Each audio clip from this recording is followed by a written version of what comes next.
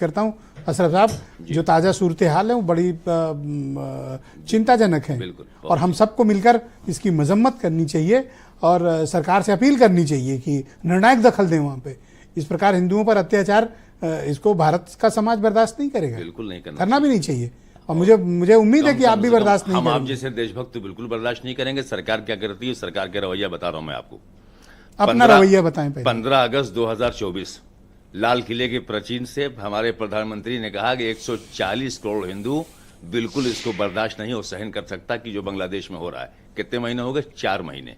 4 महीने में कोई एक कदम हमको ऐसा बताइए। विदेश सचिव को भेजा। अरे बास भेजना, सचिव से भेज रहा, आप भी वो बात करते हैं। एक तरफ तो कभी आप लाके इंदिरा गांधी की मिसाल दे रहे हैं, कहेंगे साहब वहां 2 टुकड़े कर दीजिए, फिर विदेश सचिव की लाके बात करते हैं। सचिव स्तर पर बातें होती रहती हैं, इसकी कोई बहुत अहमियत नहीं है। अब उसको कहीं ना कहीं कभी आप उसके सवाल पूछें, कभी आप डिफेंड करने लगते हैं। मेरी समझ में ये बात नहीं आती। एक ही तरफ रही है कि आप चाहते क्या है।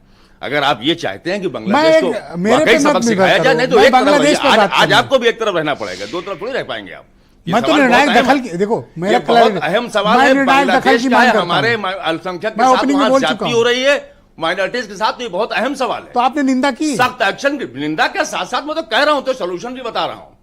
भाई आप देखिए कि अमेरिका इतना शक्तिशाली देश था और मिसेस गांधी ने परवाह नहीं की और पाकिस्तान को घुटने पिला दिया। क्या दिक्कत आ रही है हमारे इस प्रधानमंत्री को? आपने तो क्या कौन से स्ट्राइक किया था उस टाइम? Surgical strike. वो तो आपने विद इन नो टाइम, बादल थे, सब कुछ था और साइंटिस्ट मना कर रहे थे, स्मर्ट्स मना कर रहे थे। आप लोग तो चाह ही रहे हो कि झगड़ा हो जाए पड़ोस। झगड़ा क्या हो रहा है? $18.2 बिलियन का आप उनसे बिजनेस कर रहे हैं। आप बिजनेस के भी दबाव नहीं बना पा रहे हैं उनके ऊपर। तो सवाल इस बात का है कि आपकी पॉलिसी खराब। आप अब आपके लोग क्या कर रहे हैं कि जो अल्पसंख्यक का तो भी गुस्सा आपको दिखलावटी मानता हूं मैं, वो यहां उतार दे रहे हैं, यहां के अल्पसंख्यक के साथ कि चलो ठीक है वहां तो आप ये चाहते हैं कि एक डिसाइसिव एक्शन लिया जाए। बिल्कुल, उसमें कहने वाली बात ही नहीं होनी चाहिए। क्या ऐसे हालात हैं कि हम वहां पर? आप सोचिए 27 अगस्त 2024 को अंसारुल्लाह, कौन से रहमानी करके था, जशीमुल्लाह रहमानी, अलकायदा जो समर्थक संगठन, वो उसको रिहा कर दिया। आपने क्या किया गवर्नमेंट ने यहाँ की? ऐसे तो बहुत चिल्लाते हैं आप। बांग्लादेश जो आपका इलाही था, जो गवर्नमेंट था, जिसको नोबेल अवार्ड विनर बोलते हैं मोहम्मद यूनुस साहब को, उनकी सरकार में आने के बाद 27 अगस्त, अरे वो तो मोस्ट सबसे अक्षम और नकारा इंटरिम गवर्नमेंट का मुखिया आप कह रहे हैं ना, अभी तो सब लोग कह रहे हैं मोहम्मद यूनुस।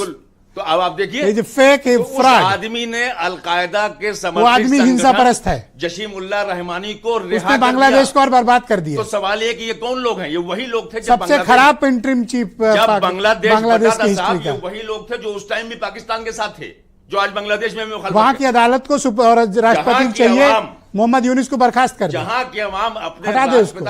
एक बैंकर कैसे देश चला सकता है? सुन लीजिए, अकल ही नहीं उसको। थोड़ा आपको भी आ गया, बड़ा अच्छा लग रहा है मुझे, हटाओ उसको।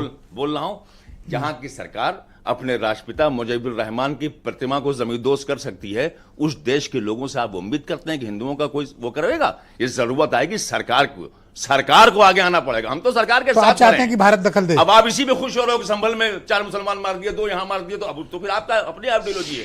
मेरा सीधा मानना यह है कि संभल के डीएनए ना चेक करिए। ओके वीरेन जी।